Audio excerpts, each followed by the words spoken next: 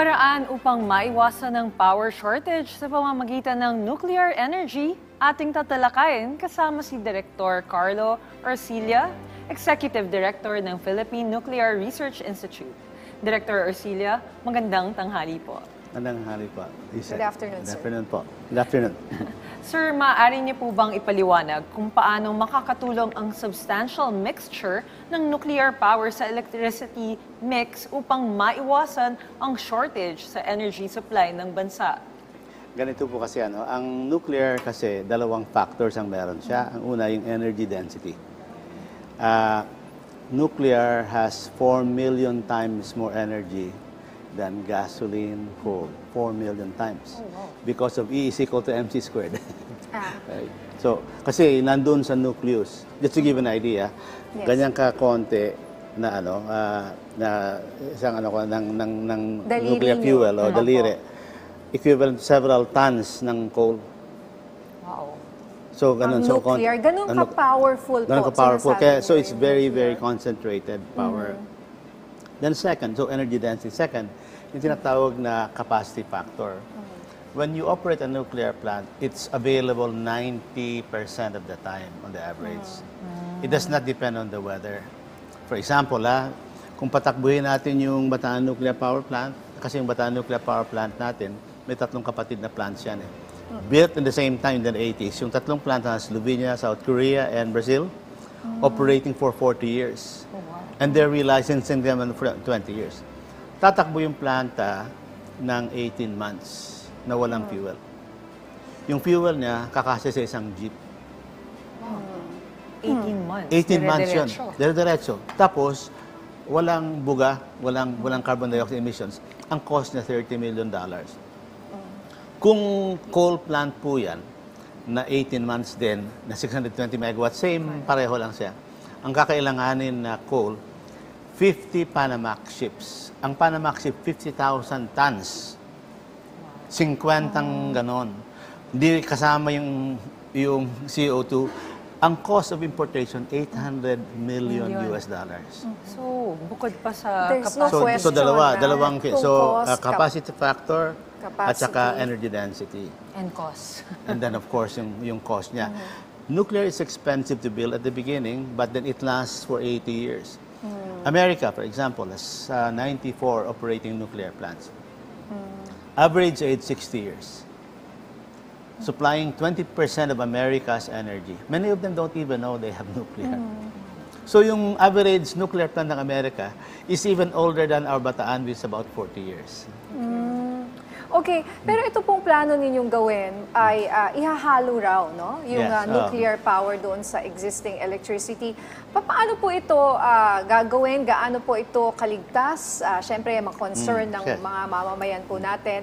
At pagka pinaghalo raw po, hindi raw ba magkakaroon ng mga biglaang breakdown kung sakali? Okay, very good point. Doon sa sa paghalo, kasi ang nagde-determine yung sa energy mix natin sa policy po yan ng Department of Energy. I think ang plan is to integrate nuclear by 2032 or something like that, no? So medyo matagal pa. Pero kung sakaling matuloy yung pagpapaayos ng Bataan Nuclear Power Plant, kaya daw ayusin within 4 years. Pero political yan, may mga political issues which are beyond my pay grade, no? Pag-usapan. But anyway, so ganun po yan pag okay, ganito yung safety ng pag-usapan natin. Yes. There are 450 nuclear power plants in the world, supplying 10% of its electricity. Zero emissions. Kaya nga sabi ng COP28 a few months ago, we have to double or triple the nuclear output to help forestall climate change. Kasi walang binubugay meron ka ng nuclear waste, pero dahil maliit lang siya, pwede siyang ibaon. Actually, sabihin ko na rin yung nuclear waste kasi yan ang unang binabato sa nuclear. Correct. Nuclear waste kasi will last for 10,000 years. So how do you isolate it? Isolate it from human environments, deep geologic burial. You bury it at least 650 meters below the ground and wrap it with the material called bentonite. Ang bentonite po kasi, it's a clay, tapos ang kanyang crystal structure, negative charge.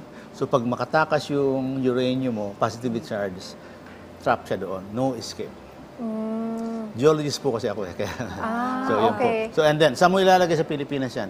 Go to an isolated island. Meron tayong borehole technology kasi may geothermal tayo. The drill is 60 kilometers deep. Doon mo ilagay, balutin mo ng bentonite. It's as if it didn't exist. Okay. Importante kasi, pag magsisimula tayo ng nuclear program, dapat sabihin kung saan, anong gagawin sa waste para huwag mag-alinlangan yung mga taong bayan. Kasi para maging transparent tayo. Kasi But total transparency is needed for Kasi nuclear. if we put it in a certain community, syempre kung ako Yes. yung nakatira doon, Of ako course. personally, ayoko rin. Of course, or wala namang may hesitation. gustong wala namang may gusto na may Correct. tambakan ka eh. After Fukushima, after Chernobyl, di ba? Yeah, right. Syempre, people Okay, are let afraid. me explain yung dalawang, kasi ganito yan eh. Ang dami ng, sabi ko nga 450 nuclear plants. There have been only 3 outstanding accidents. Yung 3 Mile Island, di pa kayo pinapanganak noong 1970, saan yan sa US. Walang namatay doon. Alright. And then it's Chernobyl. Yun may namatay dahil, ganito yan, ano? Nag-experiment, kasi Soviet Union yun eh. They did an experiment in a civilian reactor. Bawal yan. Tapos pangalawa, alam niyo ba yung aming may reactor na pala tayo ah. We are nuclear now because our reactor, not far from here, yung dyan sa Techno Hub, yung itlog. Nakikita niyo yan sa Commonwealth Sa dati. may UP. Sa may UP. May UP. That's a research reactor. That's active. We restarted that last year. Okay. So we are nuclear now. But hindi yan for power, for research. For research. For But that's- research, ano, Okay. mayroon bang ini-emit po itong Walang emission. Please Zero. visit it or maybe something? dalhin niyo Kasi yung TV. malapit sa eskwelahan. Ay, di ba? katabi namin yung Opo. it's only 150 meters from my office. Yes. And it's been there for 50, 60 years. Okay. And we're visited by many students every day. Kasi ang problema, may stigma talaga yung May nuclear stigma nga eh. Pero pumunta kayo doon, makikita nyo ang problema kasi ganito, Hollywood. The movies. Yeah, the movies, ang unang, Oppenheimer. Paano mo lalabanan si Tom Cruise? Yeah. All of the bad guys nuclear, okay? But as I said, look at the record. In the world, 10% of the power comes from nuclear with 0 emissions. And it's actually cheap. It's expensive to construct, but the nuclear plant lasts for 80 years. 80 years. Sa US, 60 years yung average age that they will last it again. Many people are not aware that they're living beside nuclear power plants. Isa pa, ito maganda, no? Kasi di ba nagkaroon ka ng Oppenheimer. Unfortunately, the first use of the was a bomb. Was used for...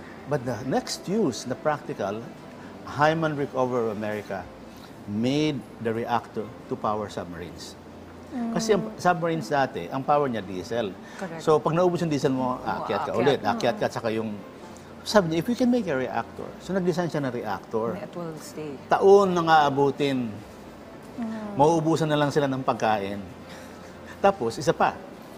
Dahil submarine siya, bago mo siya i-release, magpapasabog ka ng depth charge sa tabi kung kakayanin niya yung The shaking from the depth charge is far worse than any earthquake you can imagine. Oh, wow. There are about 700 to 800 nuclear submarines in the world now. Walang accidents ka naririnig. Tapos yung design ng nuclear plant sa submarines, nilagay sa surface. So, the technology of nuclear power has had a lot of experience. Hindi alam na maraming tao. At saka mura siya.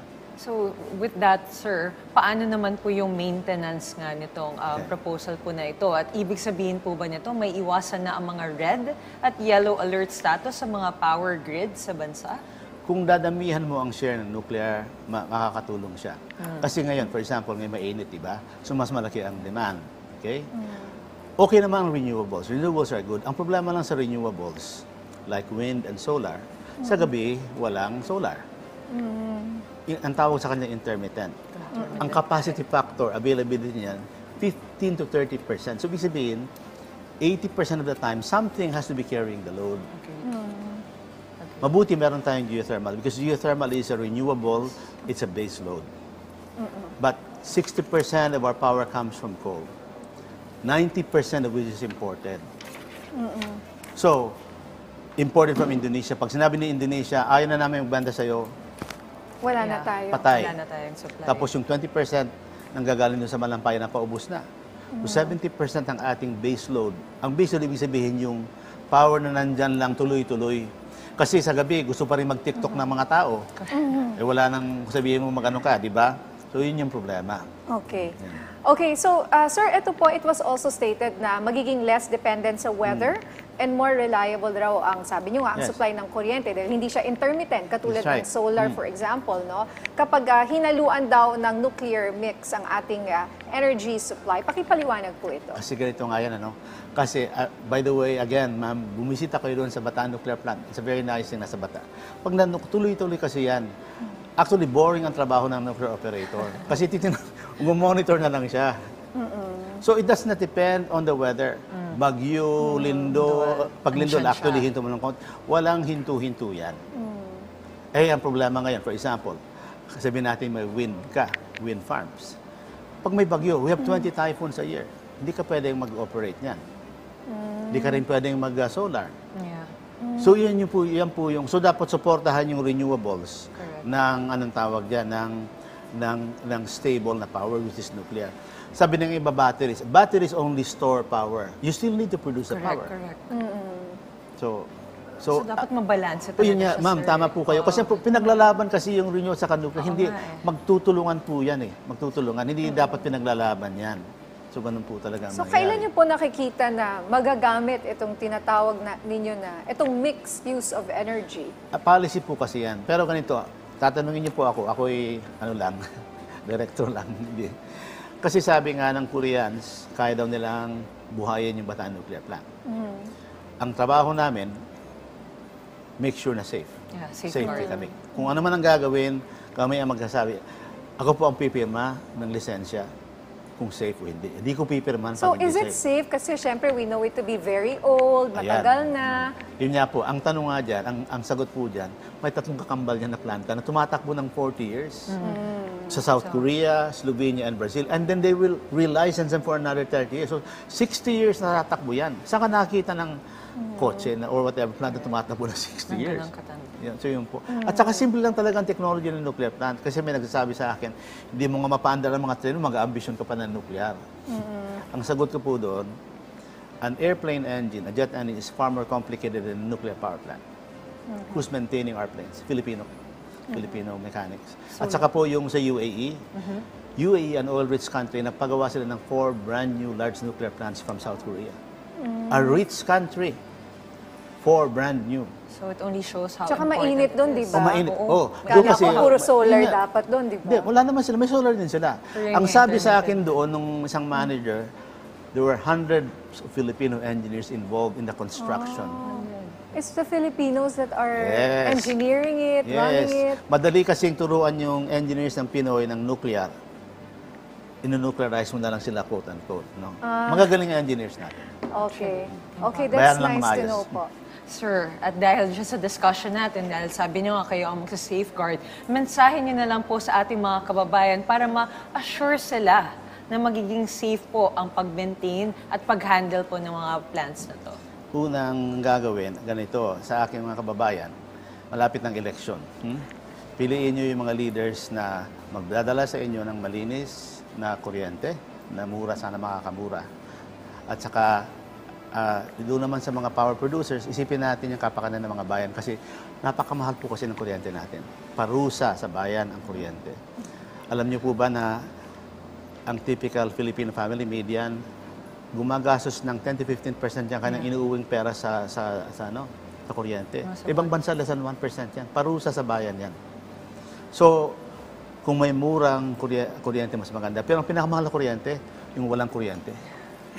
So, yun po. Gusto ko dyan, tayo. Pero tama kayo dyan, nararamdaman ko yung effect talaga ng high electricity kasi 10 to 15 nga ang Ang competition. mahal talaga. Tayo, kaya nating bayaran yan.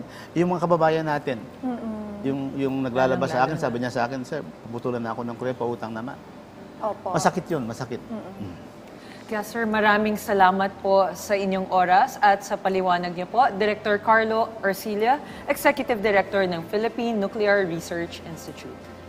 Thank you, sir. Thank you, sir. ma'am. Thank you very much. Appreciate it.